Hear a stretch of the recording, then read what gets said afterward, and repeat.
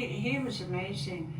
Oh God, you wonder sometimes in your life, you know, you meet such extraordinary people. You wonder where they are or what they're doing or if they're still around, you know.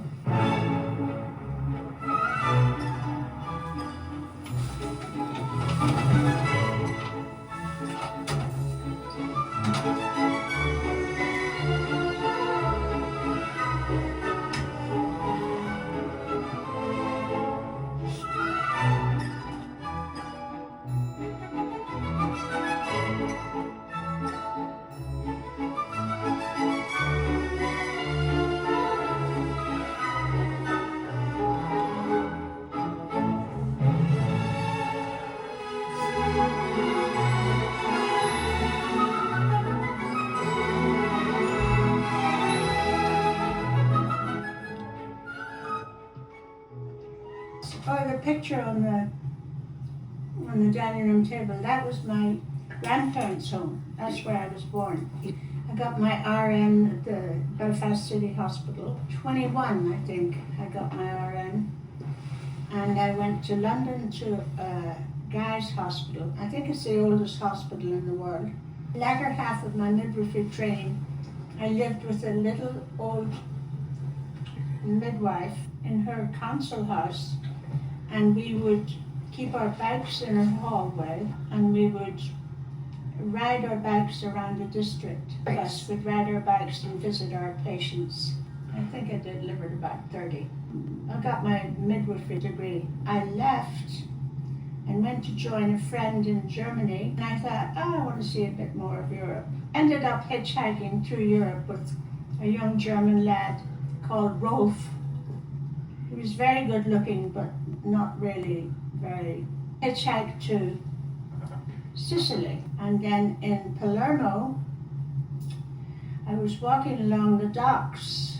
This chap comes walking towards me, and then he passed me, and we both looked round at each other. I heard him say, "Quelle femme." Anyway, that was that, and I got on the boat with Rolf to Tunis. We decided we'd go to North Africa. So we were on the boat, and lo and behold, here was this German, Peter. And so we struck up a great conversation, resulting in, when we got to Tunis, Rolf decided he would go off on his own, and Peter and I decided we would hitchhike down to the Sahara together on camel. But in the meantime, I got to know this Bedouin family. They were nomads, you know, and they were so hospitable. And they wanted me to join them. They followed their goats, you know, and all that. They followed their herd. I ended up spending a few nights with the Bedouins in their tents. They were so generous and so hospitable. And they took me to the old Roman baths, and they bathed me. They wrapped me up in big towels and put me on a marble slab. He had met us after he had spent time in Lapland with the Laps. Lapland is up in the North Pole, and he spent a lot of time with these ladies in Lapland. He said they all smelled like deer because they followed their deer herds. I met his brother at a Thanksgiving dinner, and he said, you should go up to New York and meet my brother. So I said, okay. So I went up to New York and I met Dusty. And we hung out for about 6 weeks, I think, on and off. I would go up from Baltimore to New York. He was smaller than me, so he used to make me walk in the gutter, and he'd walk on the sidewalk, do the same height. But I met him then about 30 years later. And I was in London. He said, oh, Dusty Hoffman's here making a movie. He's on location. I said, oh my God. So I went in, I said hi to Dusty, but he didn't remember me. I was a Playboy bunny. I was a Playboy bunny at night. I just wanted to see what it was all about. And I met Hugh Hefner and his brother. Because this chap couldn't believe I was a Playboy bunny. And he said, what do they do there? I said, they're just plain waitresses wearing a bunny tail and ears, that's all. They gave me a name. I was your bunny Erin. And you have to learn this thing called a bunny dip. You've got to kind of bend backwards when you serve the drinks. You have to bend your knees and lean backwards. And we lived in this lovely hotel on Chota Russell Street in Calcutta, and we toured all of India and especially Kashmir. It's so exquisite underneath the Himalayas. And while I was there, I did a little work with Mother Teresa. Well, I went to her convent and knocked the door, and I told the nun that I was an RN and I would like to work with Mother Teresa, and she invited me in and showed me to a rock in the garden, and I sat on the rock, and she said, Mother Teresa will be with you in a minute. Tiny little tiger. Yeah, she told me this story in my first interview. She said, I want you to go to the villages and you will go in one of my trucks. And she said, I got the truck because the Pope came to visit me in Calcutta and he gave me his pink Cadillac. She said, what do I want a pink Cadillac for? She said, so I sold the pink Cadillac and I got 3 trucks and you will go in one of the trucks to the villages. I said, what would you like me to do? And she said, I'd like you to go to the villages and do first aid there, you know. And I said, my husband could come too, right? She said, oh yes, that's great, to get a doctor and a nurse volunteering. So we turned up, did that.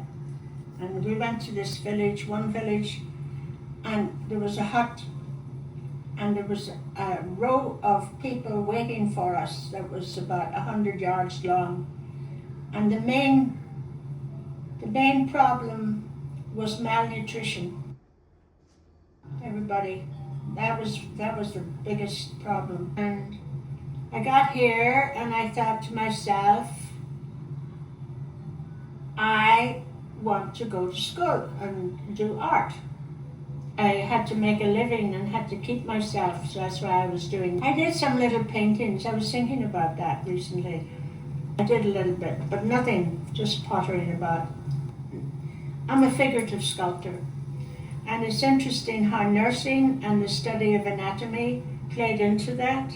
You see his bones, and you know. In New York, and I saw this old man sitting in a doorway on a concrete slab, and the image stayed with me, and I came back here and made him. I made him actually at CCS. And I made him too at CCS. The stick piece is Kiermai's piece. That's another piece of mine there. Oh, it's just, it is what it is. 2 figures. 70s was into knotted and string and knots and so forth. And this is like straight out of the 70s. And she threw it out. It was in the garbage can in my backyard. Ew, oh, hot shit. And James Stevens. And he was a studio magic man, and he's hot. He's out of Chicago. He calls it After the Deluge. It's either Bedouin or Indian, but I know it was a gift. But it's a good question. And it's all hand needlepoint. The whole thing at the bottom is beautiful. Yeah. Well, I couldn't afford to live here unless I had tenant. Some people are better at, writing a dissertation on a piece, but I just like it. And that's a Cambodian apsara up there. Apsara means dancer. Yeah. And that's an Irish watercolor, and I didn't know until recently. He's a well-known Irish watercolorist. His Morrison, and it might be quite valuable. And the mountain is in Donegal. And this painting here, it's a painting by a Royal Academy artist called Sir William Beechey. And it's a painting, the subject is a gentleman farmer from Sussex in England. And his name is Fountain Elwyn Woodyear. Yeare, as in Shakespeare, you know? That's worth about 15,000. Yeah, it's museum quality. Wow. I would sell it, but I haven't gotten around to it yet. But the grandmother liked me a lot, and I liked her a lot. And that's her painting. You see up there on the right, the roses in the vase? Started painting in her 70s. And she was great fun, and we got on like a house on fire. Who your greatest love of your life was?